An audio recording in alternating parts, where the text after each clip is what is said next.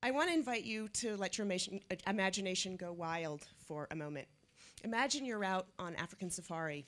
You want to see a rare rhino while you still have the chance. You're so excited about this that you've ignored your safari guide. You've broken away from the group.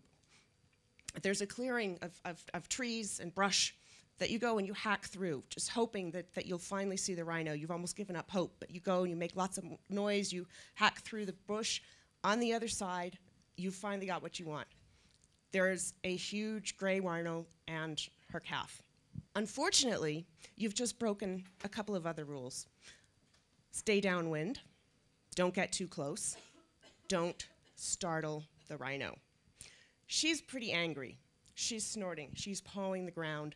She's about to come at you at 40 miles an hour, all 2 tons of her. What do? Real world leaders face a situation very much like our avatar out on the African plains. They face crises that are big, that are very, very dangerous, that are right in front of you.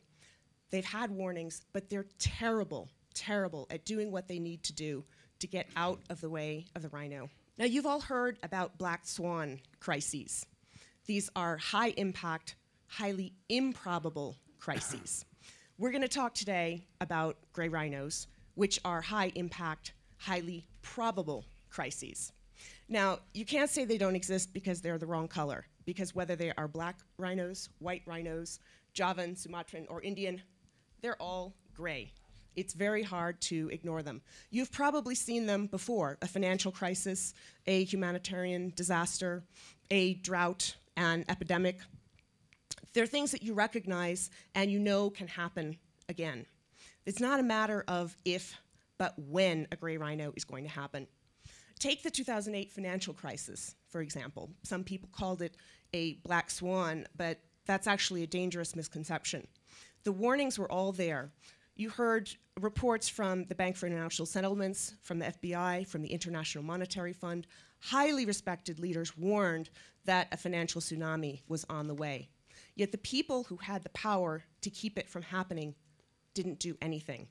So if we think of it as a black swan, we've excused that inaction. So the biggest crises that we're facing today are not black swans. They are gray rhinos. They are resource scarcity, water, food, and energy, extreme inequality, extreme weather that results from rising greenhouse emissions and climate change. We need to be more resilient, to find a way to address these. So I want to offer to you today the safari guide for how to keep from getting run over by a rhino. Our first rule, as we heard before, is stay downwind. Right now, our incentive systems, our economic system, our taxes, our political system are all set up to encourage short-term thinking and short-term behavior. But what we really need to do is find incentives to encourage the sort of long-term thinking and the long-term policies that will let us address problems while they're still far away on the horizon and not dangerous yet. The second thing we need is a GPS with an autopilot and a breathalyzer. People do better responding to problems when they have a map, when they have a clear set of behaviors that they can do to get out of the problem. Look at firefighters, at emergency room doctors, people who are highly trained, who've practiced what they need to do to get people out of trouble. If our avatar out on the prairie had practiced throwing brush in front of the rhino, running in a zigzag, if our avatar had more experience with that, he'd do much, much better getting out of the way of the rhino. The reason we need autopilot and a breathalyzer is that human nature is the biggest obstacle to keeping from getting run over by a rhino. Look at the climbers on Mount Everest who knew that there was a safe time beyond which they couldn't stay up on the mountain.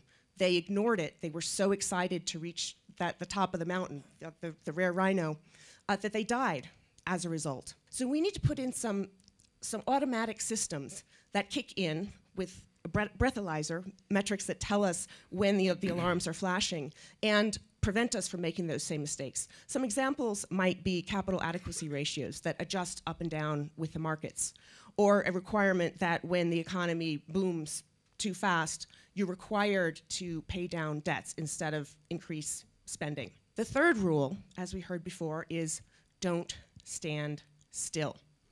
Doing nothing is not an option. Muddling through and kicking the can aren't real great alternatives either. So unfortunately, most of the time what happens is we don't get a chance to keep the rhinos on the horizon until after we've been trampled. Look at the Great Depression. Glass-Steagall got put in place afterwards, and unfortunately it took irrational exuberance to get rid of it. Look at the Netherlands.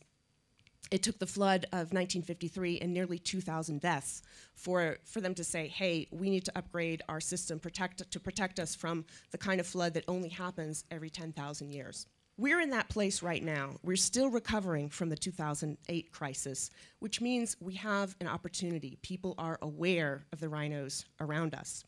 So my challenge to you today is to keep from mistaking the herd of rhinos all around us for black swans. That would be a sure way to be trampled.